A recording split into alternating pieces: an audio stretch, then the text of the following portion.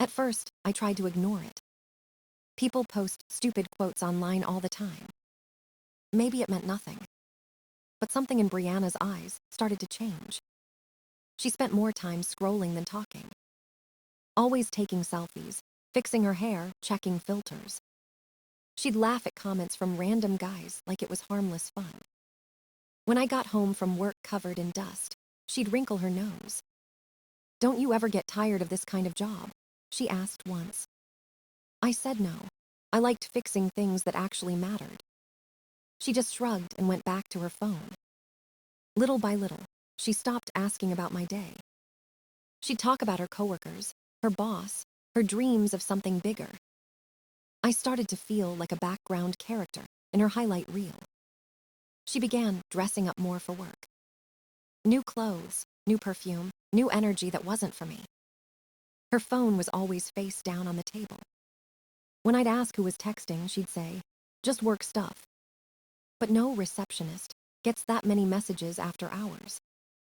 Sometimes she'd laugh at something on her screen and hide it. That laugh used to belong to us. Now it belonged to the internet. One Friday night, she said she was going out with friends. I stayed home, grabbed a beer, turned on the game. Her story popped up on Instagram an hour later. A fancy restaurant downtown. Champagne glasses clinking. 2 glasses, not 4, not 6. Just 2. I screenshotted it and kept scrolling. The next morning she said, "Girls' night was wild." I smiled, nodded, said nothing. Inside, I felt the ground shifting. Every shopping trip lasted longer. Every girls' night ended later. When I checked her location one day, she wasn't at the mall. She was parked for hours at an apartment complex uptown. I didn't confront her. I just started paying attention to patterns. Every lie had a rhythm. Wednesdays, Thursdays, weekends. Same story, same smile, same excuses. I started saving money quietly. Opened a new account she didn't know about. Backed up my photos, my lease, my receipts. If she wanted freedom, I'd give it to her. But I wasn't going to be blindsided. When she came home, I acted normal. Made dinner, watched movies, laughed at her stories. Let her think I was still that oblivious boyfriend. Because I wanted to see how far she'd go. One night she kissed me goodbye and said, "Don't wait up." I didn't. I poured another drink and watched her online instead. There she was, posting again, smiling for someone else. She thought I didn't see. She thought I'd never notice. But I was already planning my way out. Quiet, calm, and completely done pretending. I stopped checking her phone. I didn't need to. Her posts told me everything I needed to know. Each caption felt like a message for someone else. Know your worth. Never settle for less. She wasn't talking to herself. She was talking about me.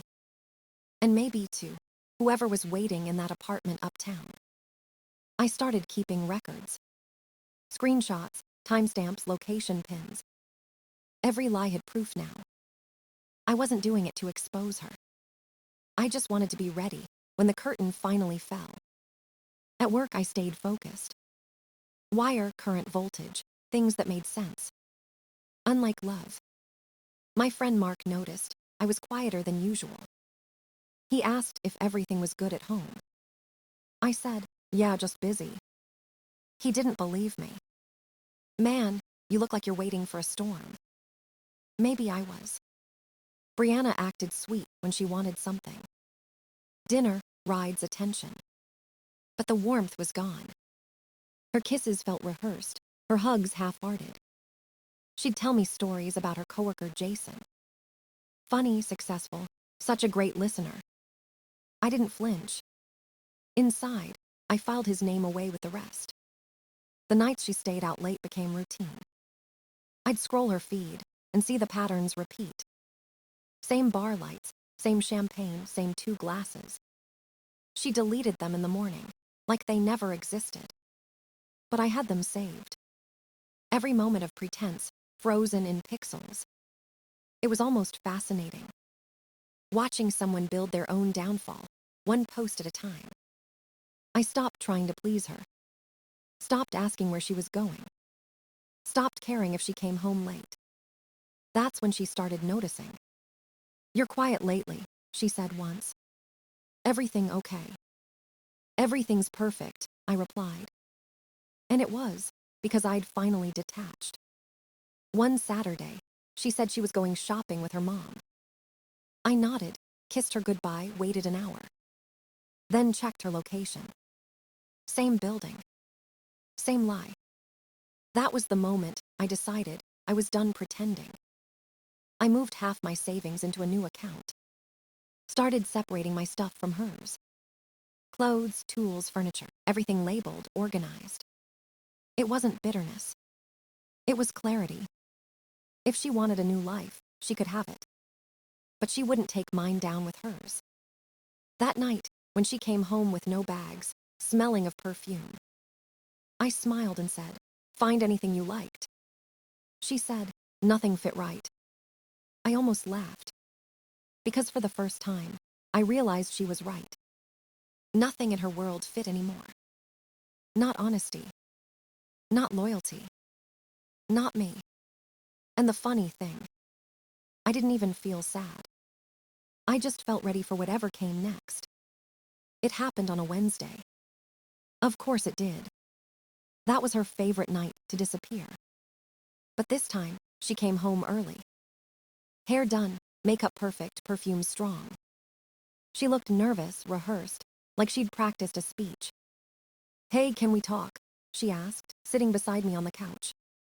I muted the TV and waited. "I've been thinking about us lately," she started. That line always means trouble. I just feel like maybe we want different things.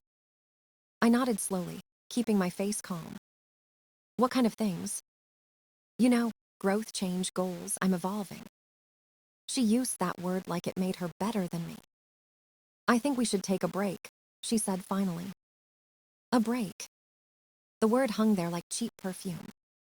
Not a breakup, not honesty, just a test drive for someone else. I didn't yell. Didn't beg. Didn't even blink. Instead, I stood up. "Okay," I said simply.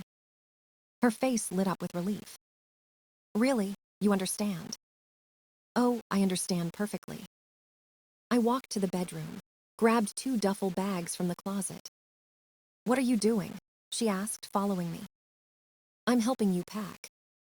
Her voice cracked. "Wait, what? I didn't mean we should separate." I folded her clothes neatly. "You said you needed space, right? I'm giving it to you." "You're overreacting, Ryan." "No, I'm just agreeing with you." She tried to laugh it off, but her hands were shaking. "Where am I supposed to go?" "Maybe your mom's, or that apartment you've been visiting uptown." Her face turned pale. "How do you?" "Location sharing," I said quietly. "You forgot to turn it off." Silence filled the room like thunder before the storm. I kept packing. Her shoes, her bathroom stuff, all the little pieces she'd left around my life. "Ryan, please, you're misunderstanding everything." "I'm not," I said. "You posted that you were looking for your husband while living with me." "That was just a quote," she shouted. "Then it shouldn't bother you to leave." I zipped up the bags and handed them to her. "You wanted a break, here it is." Tears fell, but they didn't move me. "Your name's not on the lease. You're a guest here. It's time to go." She looked at me like she'd never seen me before. Like the quiet man she thought she could manipulate had vanished. "Are you really doing this?" she whispered. "No," I said softly. "You already did." I opened the door. She hesitated, waiting for me to stop her, to apologize, to fight. I didn't. She walked out. The door clicked shut behind her. For the first time in months, the apartment was silent. No phone buzzing. No lies. Just peace. And the sound of me finally breathing again. The night she left, I sat on the couch for hours. No noise, no messages, no drama. Just quiet. It felt strange at first, then peaceful. By morning, her name was already trending among our mutual friends. She posted a long Instagram story. Black text on white background, her favorite format for victimhood.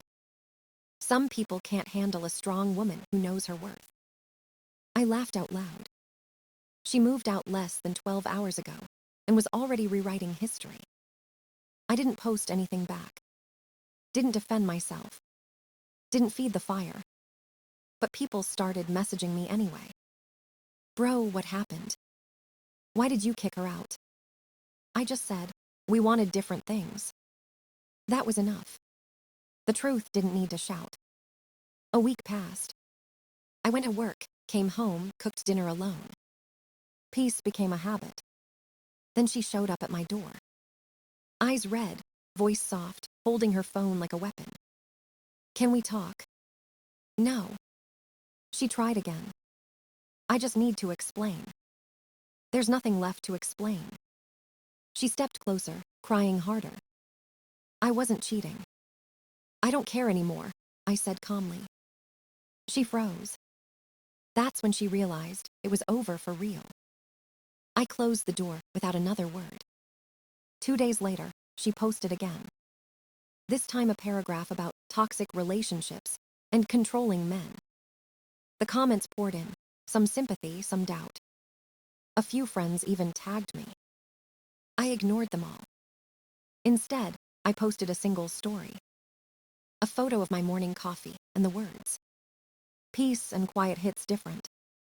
No anger, no shade, just truth. Within minutes, her next post went up. Some people confuse silence with guilt. Classic Brianna. Still trying to control the story, even after losing the audience. My buddy Mark called that night. Man, she's losing it, you good. Better than ever, I said. And I meant it. The more she screamed online, the more people saw who she really was. Her mask cracked in public view. The girl who wanted validation was now drowning in her own echo. By the end of the week, she'd lost half her followers. Even her close friends stopped defending her. Emily, one of her best friends, texted me privately. Ryan, I didn't know the full story. I'm sorry. I told her not to worry. The truth always finds its way out. That night, I sat on my balcony, watching the city lights. The air felt clean again. I didn't need revenge. Didn't need her to apologize. All I needed was this silence. The kind that comes when a storm finally passes. The kind that feels like starting over. 2 months passed before I saw her name again. By then, life had settled into a rhythm I actually liked. Work, gym, quiet nights, no chaos. Then one Saturday, I ran into someone at Home Depot. A soft voice said, Ryan. I turned around and saw Haley. We went to the same high school years ago. She smiled like she still remembered me. We talked in the aisle between paint cans and wires. She told me she owned a small physical therapy clinic. Independent, confident, genuine. It felt easy, natural, like I could breathe again. She mentioned she had a broken light fixture at her office. I offered to fix it that afternoon. She laughed, thought I was joking. But by 4 p.m., I was standing on a ladder in her clinic. Simple job, took 20 minutes. She insisted on buying me lunch as a thank you. We sat at a cafe nearby and talked for hours. No filters, no fake smiles, no phones on the table. She listened. Really listened. When I told her what happened with Brianna, she didn't judge. She just nodded and said, sounds like you dodged a bullet. I laughed for the first time in a long time. We exchanged numbers before leaving. At first, we texted casually. Little jokes, random photos, things that made us laugh. Then dinners turned into late-night talks. Late-night talks turned into something real. Haley made me feel seen, without needing proof. She never asked how much I made, or what I planned to buy next. She cared about who I was, not what I could give. One night, my friend Mark met her. After she left, he said, man, she's solid. No games. He was right. There were no games, no tests, no silent competitions. Just peace. I posted one photo of us at a baseball game. Her hair in the wind, both of us laughing. Caption: good company makes everything better. The comments flooded in. Friends, coworkers, even family cheering us on. And then came the storm I expected. Brianna saw it. She posted a long rant. Funny how some people move on so fast. Guess mediocrity finds mediocrity. The irony made me smile. Because the only mediocre thing left was her bitterness. Haley saw it too. She asked, "Are you okay?" "Yeah," I said. "I'm actually great." We ignored it, went out for ice cream, and laughed like kids. Later that night, I checked Brianna's post again. Half the comments were people telling her to move on. The rest were just silence. It hit me then. She hadn't changed at all. Still chasing attention, still losing everything real. While I somehow had found peace again. Not revenge. Not validation. Just something honest.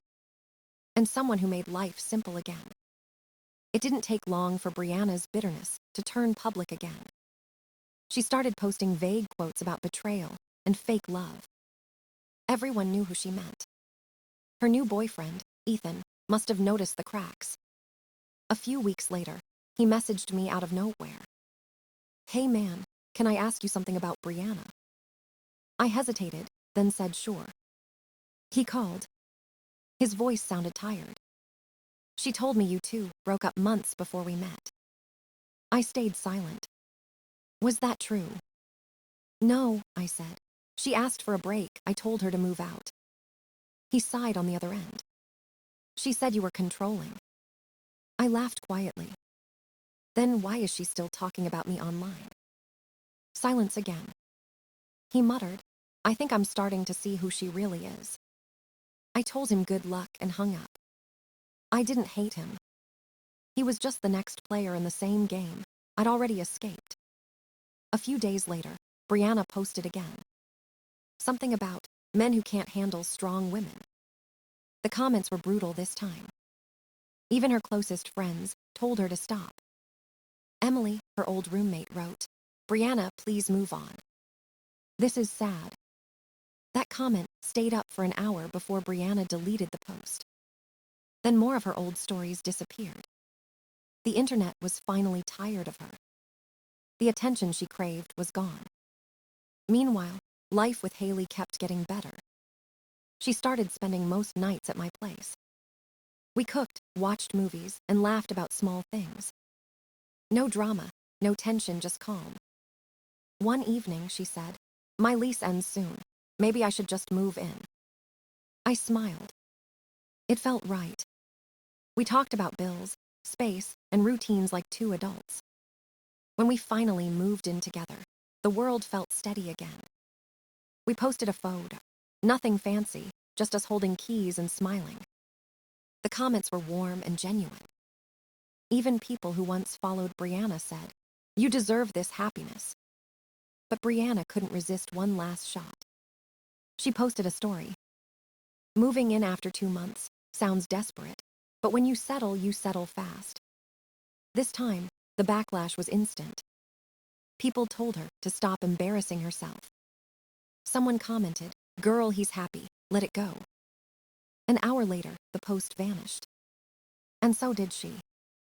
Her account went quiet for weeks. No selfies, no quotes, no audience. Then one night, a mutual friend posted a party photo. In the corner, there she was. Alone at the bar, staring at her drink while everyone laughed around her.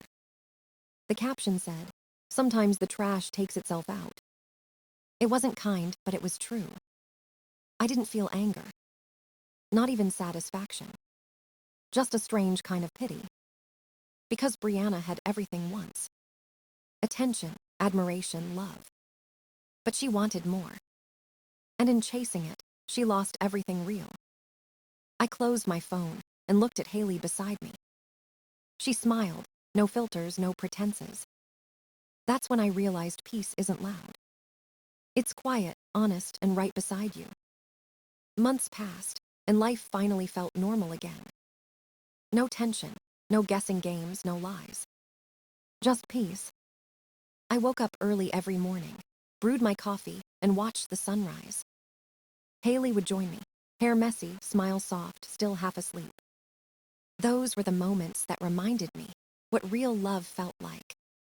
It wasn't loud or dramatic. It was steady, warm, and safe. Sometimes I'd think about Brianna. Not with anger, just quiet understanding. She taught me what pretending costs. She chased attention and lost connection. And I learned that respect matters more than perfection. One night, Haley asked if I ever regretted anything. I said, no, everything led me here. She smiled, leaned her head on my shoulder, and whispered, good. The city outside glowed in orange light. The noise of the world faded. And for the first time in a long time, I felt completely still. Because peace isn't something you find. It's something you choose. And I had finally chosen mine.